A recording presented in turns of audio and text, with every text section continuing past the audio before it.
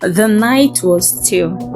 The village of Koba slumbered peacefully under the blanket of stars.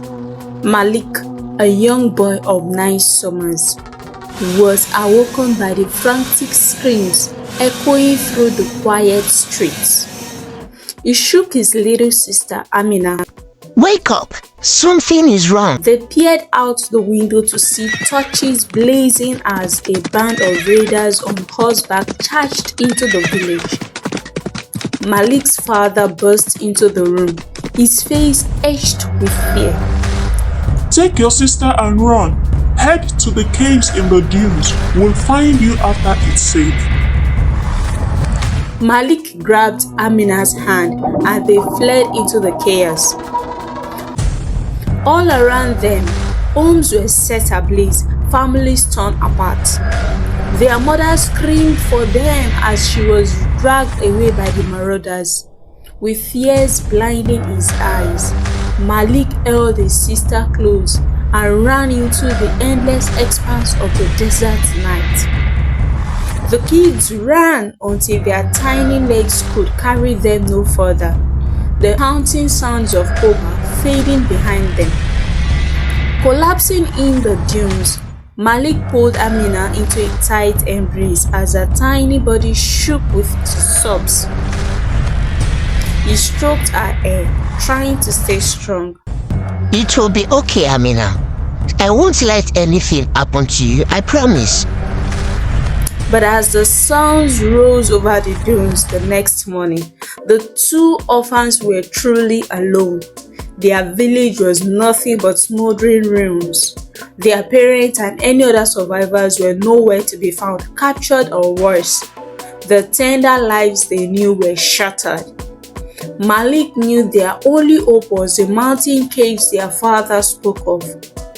Forcing back his tears, he took Amina's hands once more and headed into the vast, unforgiving desert. Their long journey of survival had just begun. Survival in the dunes. The blistering desert sun beat down relentlessly as Malik and Amina trekked across the endless sea of dunes. Their feet were cut and blistered, their throats parched from days without water. "Malik, I'm so thirsty," Amina whimpered, a small voice cracking. Malik pulled her close, his own lips cracked and bleeding.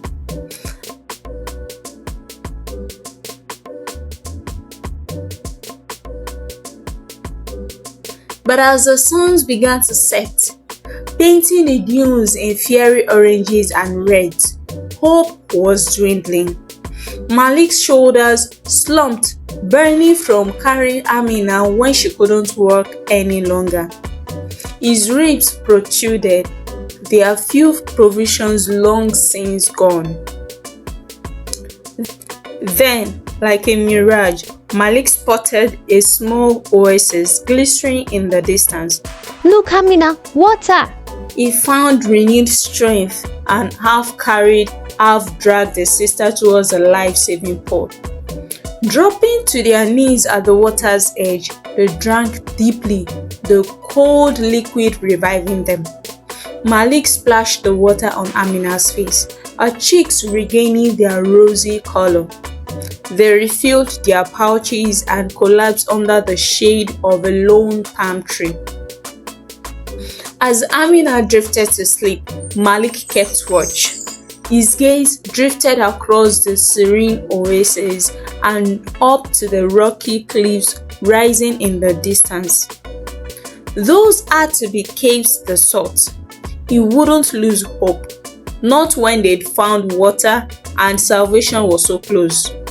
With Amina tucked under his arm, Malik allowed his weary eyes to close, prepared to push onwards at first light towards their new home in the mountain caves. They would survive this ordeal no matter what. The cool oasis water beckoned Malik and Amina after another grueling day of trekking through the dunes. As they refilled their pouches, Amina splashed playfully, the first time Malik had seen her smile since their village's destruction. Suddenly, the peaceful scene was shattered by the thunder of hoof beats. Malik shielded Amina as a band of riders emerged, ragged bandits with leathery skin and dark eyes. Well, what have we here? The leader sneered, appraising the two children like prey. This is our oasis gate. You'll need to pay the toll to pass through. Malik rose defiantly. We have nothing of value, please. Let us go in peace. The bandit leader laughed cruelly. Oh, but you do have something valuable. He dismounted, grabbing Amina's arm and pulling her towards him. She screamed in terror. White outrage burned in Malik's veins. He struck at the brute with all his might, but was swatted away like a fly, crumpling to the ground. You'll fetch a hefty price in the slave market, pretty one. The leader leered at the petrified Amina. But this scrawny runt is worthless. With a savage kick, he sent Malik tumbling into the oasis water. Amina's anguished wails were drowned by the mocking laughter as the bandits began to drag her away. Malik burst from the waters, his vision blurred by blood and tears. He opened his mouth in a scream of unbridled anguish and took off in pursuit as the bandits galloped across the dunes. But it was no use. He collapsed, the burning suns above mocking his failure as Amina disappeared from sight, stolen by the cruelty of man once more. Malik pounded the hot sand until his fists were broken and bloody. Alone, empty, he wept bitter tears until night's merciful veil fell over the dunes. His sole purpose now was to find his beloved sister, whatever the cost. The caves offered no more sanctuary. His fight had just begun. Revelations of the past. Malik had been wandering the deserts for weeks, his body slowly withering from starvation and dehydration. The crushing weight of losing Amina had drained his will to live. But through the feverish delirium, a flicker of life burned on. He could not abandon his quest to find her. As the suns began to set, Malik struggled up a towering dune. Mirages of oases and cities shimmered in the distance, taunting him. His calloused feet left bloody footprints in the sand with each agonizing step. Then, as he reached the dune's peak, Malik's breath caught in his parched throat. There, nestled in the endless dunes, stood the looming silhouette of an ancient city. No mirage, but an actual abandoned stone citadel with its grand archways and towers blotting out the horizon. With the last of his waning strength, Malik descended into the dead city's maze of streets and plazas. Toppled monuments and sand-blasted edifices emerged from the haze. At the city's heart stood a grand palace, its entrance sealed by massive, decrepit doors. Malik collapsed before the palace, the desert's odd winds lashing at his battered face. As his vision began to dim, the creaking of an ancient hinges made him stare. An old cloaked figure emerged, his wane-carved features regarding Malik with a mixture of pity and awe. So the lost prince has finally returned to claim his birthright, the old man whispered. With that, oblivion took Malik fully. When Malik awoke, he was awestruck to find himself in a richly adorned chamber. his wounds treated. The old man knelt by his bedside, a warm smile on his weathered face. Welcome home, Prince Malik of Kilindi.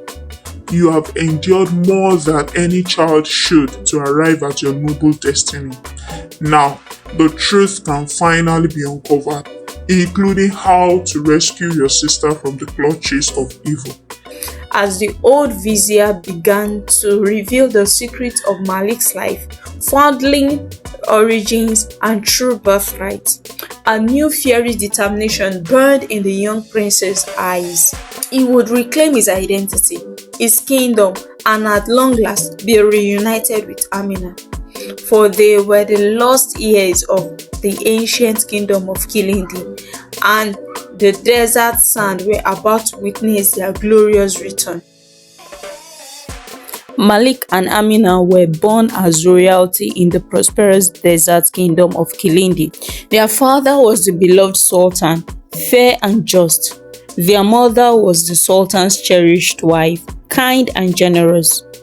As infants, Malik and Amina lived a life of privilege within the palace's towering walls. But dark forces were already aligning against Kilindi's peaceful reign. Treacherous nobles and corrupt militaries from rival lands grew envious of Kilindi's wealth and power. When Malik was only 3 years old, war erupted across the desert lands. The palace was besieged by the invading armies. In a desperate gambit, the Sultan's most trusted vizier smuggled the young prince and princess out of the embattled city under the cover of night. You must hide the ears until it is safe. The vizier gravely told their escorts. If they fall into the wrong hands, all hope will be lost for our kingdom. And so began Malik and Amina's life in exile, their true lineage hidden even from them. They were entrusted to a caravan headed far to the west, to the small village of Koba near the dunes. There, they would be adopted by one of the caravan masters and his wife, raised as their own. For 6 years, they grew up believing Koba was their home, blissfully unaware of their grand birthright. Malik and Amina's adopted parents sacrificed everything to keep the royal children's identity secret and protect them from the bloodshed consuming their ancestral homeland. But alas, the horrors of war finally found them on that fateful night when the raiders struck Koba. Their simple but happy lives were shattered, sending them on an odyssey into the harsh desert towards their destined path, the day they would reclaim their rightful legacy as Prince and Princess of Kilindi. After the old vizier revealed Malik's true identity as the lost prince of Kilindi, a new sense of purpose and determination burned within him. He was no longer a helpless orphan, but the heir to a mighty kingdom that had fallen into ruin. And his first quest was to rescue his beloved sister Amina from the clutches of the vile slave traders. Under the vizier's tutelage, Malik began training relentlessly in the ways of combat, strategy, and statecraft. His young mind absorbed every lesson like a sponge, unlocking the inherent skill lying dormant within his noble blood. You must temper your soldierly abilities with wisdom and justice, my prince. The vizier counseled him. For a great leader rules not just with strength, but with compassion for his people. When he came of age, Malik banded together a crew of loyal desert warriors who had stayed faithful to the Kilindi bloodline all these years. With the vizier's guidance, they staged daring raids to cripple the slave trade network and gather intelligence on Amina's possible whereabouts. Finally, after 2 long years, Malik's men discovered his sister among the caravan headed for the grand bazaars of the coastal city-state of Zenatria. They trailed the slave traders deep into the crowded markets where Malik, now a powerful young man, crashed into the stalls to confront the evil merchants. In a whirlwind of blood and steel, Malik cut down the slave masters one by one until he faced their leader, the same British bandit who had torn Amina from his grasp in the oasis years ago. Malik met the sneering criminal's mocking glance without flinching as the vizier's word echoed in his mind. Justice, not vengeance. After a tense standoff, the bandit and his men surrendered, but Malik showed them a mercy they didn't deserve, allowing them to flee into the desert wastelands as punishment. As the dust settled in the bazaar, a solitary figure appeared, resolute eyes brimming with tears of disbelieving joy. Amina. The long-lost siblings embraced, reunited at last. In the days that followed, Malik revealed the truth of their royal lineage and his quest to reclaim their homeland. Despite all Amina had endured, she remained pure of heart and readily joined her brother's cause to restore the kingdom of Kilindi. With Amina by his side once more, Malik led his warriors in a daring trek across the desert, gathering more allies among the tribes still faithful to the old dynasty. They laid siege to the marauding warlords and corrupted nobles who had overtaken the capital city. After bloody combat in Kilindi's very streets, Malik's forces finally expelled the traitorous invaders who had decimated the realm. On the day of his triumphant return, the young prince stood in the palace courtyard where the people had gathered, weary but proud. Malik grasped Amina's hand tightly as the vizier lowered the crown upon his head.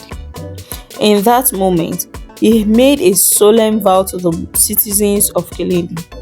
I was once a lost child of this kingdom, rendered an outcast on my own lands. But through unbreakable courage and faith, I found my way home to you, my people. And from this day forward, Kilindi will be reborn, greater and more unified than ever before. The crowd's roars shook the very walls as the prince raised his sister's hand alongside his own. A new era of peace, prosperity, and justice had finally dawned over the ancient desert kingdom.